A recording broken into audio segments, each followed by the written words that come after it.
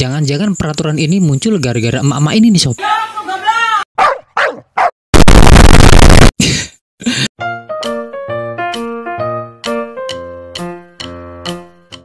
Oke sobat TV, ini adalah pembahasan dari lanjutan video kemarin yang kita bahas peraturan baru YouTube di tahun 2021. Ya, udah jelas semuanya ya. Memang peraturan di tahun 2021 yang akan terjadi di awal Juni nanti itu adalah tembusan dari peraturan YouTube di tahun 2020 di bulan November kemarin. Dan itu sudah selesai kita bahas kemarin ya. Ini sepertinya pembahasannya bakal panjang sob, tapi saya akan coba untuk lebih memperpendek lagi durasinya biar kalian juga nggak bosen lihat wajah ganteng saya. Oke lah. Yaudah, jadi gini, poin pertama kita akan coba baca lagi ya. Pembatasan pengenalan wajah. Kenapa poin pertama? Karena poin pertama memang sungguh-sungguh membingungkan, membanggongkan. Pokoknya ambigu banget deh mananya ya. Pembatasan pengenalan wajah. Peserta layanan telah menyatakan bahwa Anda tidak boleh mengumpulkan informasi apapun yang dapat mengidentifikasi seseorang tanpa izin darinya. Poinnya udah jelas, tanpa izin itu nggak boleh. Meskipun persyaratan ini sudah mencakup informasi terkait pengenalan wajah, persyaratan yang baru menyebutkannya secara eksplisit, secara khusus, secara rinci. Padahal belum rinci amat. Jadi thank you banget buat kamu yang udah komentar di video saya yang kemarin. Karena dengan begitu berarti kita udah membuka pikiran ya, kita saling bertukar pikiran sob ya. Nah, komentarnya tuh banyak banget yang bahas soal poin pertama. Saya tuh suka banget baca komen, ngasih love komen, ngasih like komen. Jadi kalian gak akan rugi ya, komen di video saya pasti kayak kasih like tuh ya. Oke, ini dari Aristoteles. Aristoteles itu kayak itu ya, penemu apa gitu ya. Oh, yang lagi hangat diperbincangkan para YouTuber di poin pertama. Kalau channel belum mulai ditayangin iklan, emang siapa yang bakal nontonin iklannya? Kan belum ada yang berlangganan juga ya di channel bersangkutan. Mungkin YouTube mulai gila nih. Bisa jadi YouTube mulai menggila. Ya, bener juga. Ini aturan pertama harus minta izin dulu ya bang. Aturan kedua ada iklan tapi nggak dapat royalti ya bang. Nah, betul. Betul. Oh ya, ini belum abang balas ya. Betul gitu. Oke. Ini ada dari Zona Biru Hitam. Waduh, kok tiba mau ngajuin ada aja kebentur peraturan baru. Padahal tinggal dikit lagi 4000 jam. Coba tolong bang, atau siapa aja kira-kira video di channel aku ada nggak salah satunya yang bakal kena. Padahal yang nonton udah lumayan, kalau dihapus hilang lagi jam tayang. Mohon koreksinya kawan. Oke, jadi ini nggak ada hubungannya dengan program partner YouTube. Maksudnya kalian tetap masih ngejar 4000 jam tayang sama 1000 subscriber itu masih wajib sob kalian kejar ya. Karena ini nggak ada hubungannya dengan perubahan di situ, nggak bakalan ganggu proses kalian pengajuan monetisasi. Peraturan YouTube hanya menambahkan beberapa poin aja, bukan merubah ya, cuma menambahkan aja sob. Wah, yang poin pertama belum cukup bang. Kalau kita bayangin sedikit potongan video orang, kalau kita tayangin sedikit potongan video orang boleh nggak bang? Sebentar. Video orang itu maksudnya video re-upload atau video dengan subjeknya orang? Atau gimana nih? Oke, ini dari Khotib Official. Kalau pendapat saya mengenai pembatasan pengenalan wajah, yaitu kreator dilarang menceritakan profil dan identitas seseorang tanpa ada izin. Bisa jadi. Terus ada juga nih dari Julflix. Bang, gimana nasib konten alur cerita film? Kan spoiler film tergantung dari film. Terus ada lagi dari Stay Film. Bang mau nanya kalau rekap alur cerita gimana? Apa termasuk menggali informasi? Dan pertanyaannya seperti ini banyak ya. Oke, mari kita coba bedah sedikit ya tentang poin pertama ini. Jadi gini sob, ketika kalian bikin video itu kan pasti ada subjek sama ada objek kan ya. Jadi ada sesuatu dalam frame, ada orang-orang, ada banyak orang, terutama channel-channel vlog, channel-channel prank, itu tentu banyak muka-muka orang bermunculan, dari yang mulai ganteng, yang mulai kudis, karap, pokoknya semuanya pasti kumpul ya, tumplek-blek di satu frame video kalian. Nah, apa itu juga termasuk pelanggaran nantinya ya? Oke, jadi dalam hemat saya itu gini ya. Kalau kita bikin video ya, kita bikin vlog, ya jelas lah pasti banyak orang yang seliweran ya. Di mall, di tempat hiburan, di manapun pasti kita akan menemukan banyak orang. Kecuali kalian tinggal di tengah hutan, nggak tahu lagi, kita bahasanya beda ya. Kita tinggal di tengah-tengah masyarakat umum, masyarakat luas, dan tentu banyak orang berseliweran ya. Dan apakah akan melanggar kebijakan YouTube yang poin pertama ketika dalam video kita menampilkan wajah-wajah orang tersebut? Tentu ini nggak berlaku dalam fase ini, nggak berlaku sama sekali. Karena yang kita cari tahu itu bukan orang per orang, bukan individunya, tapi kita ngevlog dengan aktivitas kita sendiri, nggak tertuju pada satu target. Paham ya? Jadi kalau video kita hanya menyasar pada satu subjek, misalkan orang-orang tertentu yang sering kita videoin, yang sering kita diem-diem intipin, terus kita upload, kita cari tahu semuanya tentang dia, kita upload tanpa seizin dia, itu baru dilarang ya.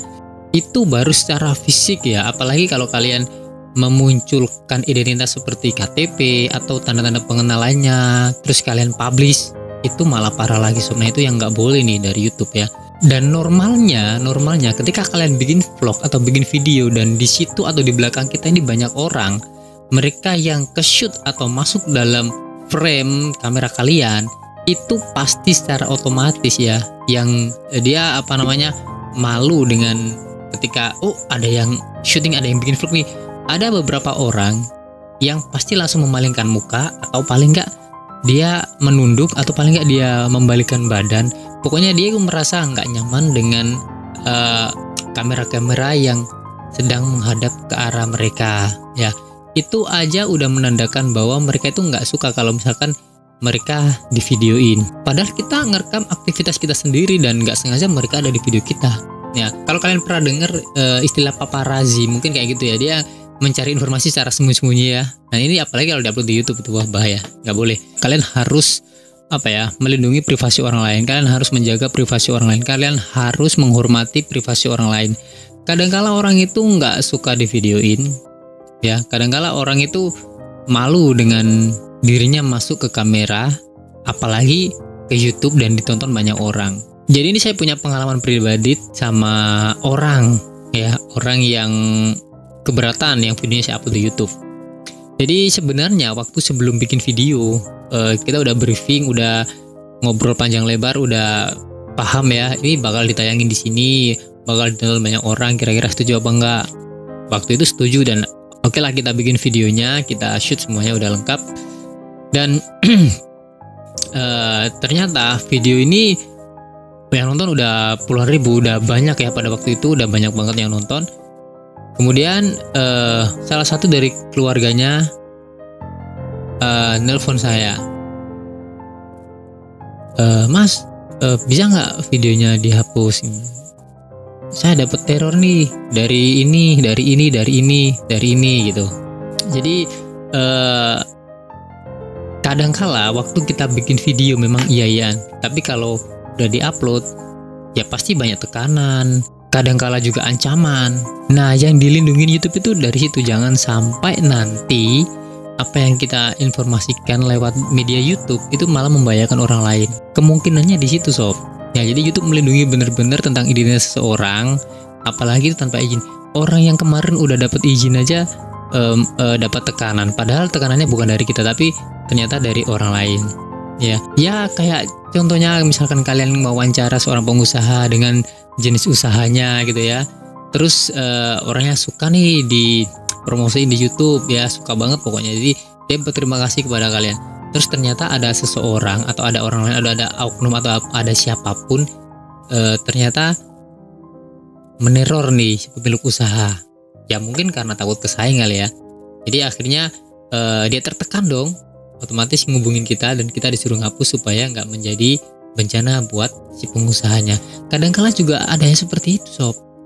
Ya, jadi kita sebagai konten kreator yang dulu kesepakatannya oke nggak apa-apa, jadi kita harus legowo meskipun viewsnya gede, meskipun ada hasil dari situ, tapi kita harus memperhatikan privasi orang lain, jangan sampai orang lain merasa nanti jiwanya terancam.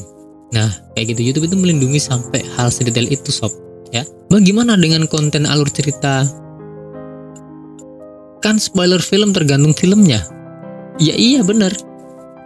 Kalau menurut saya, ketika yang kita bahas adalah public figure atau orang-orang yang berpengaruh dan profilnya atau data dirinya itu udah menjadi konsumsi publik, sebelumnya udah dipublikasikan oleh media banyak ya, dari dulu juga udah terkenal, data dirinya udah mendunia ya, ke langit ketujuh gitu.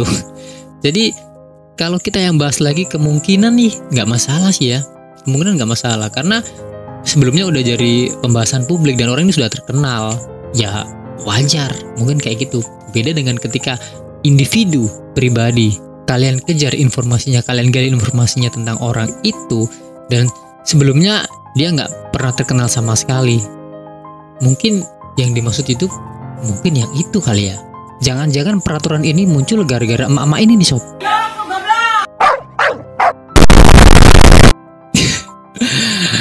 Ya gak tahu juga ya, orang cuma berpikir jangan-jangan.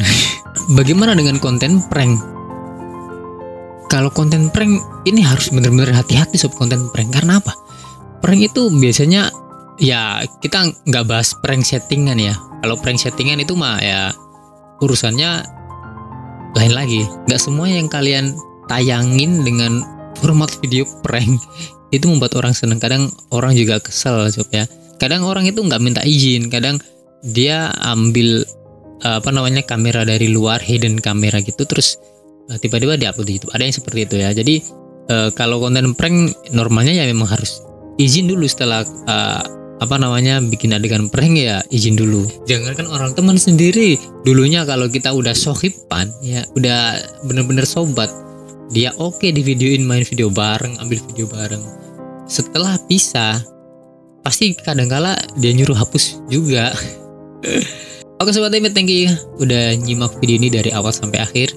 Kalian luar biasa. Sekali lagi, buat kalian yang belum subscribe Tempe Channel, subscribe dulu karena channel ini bakal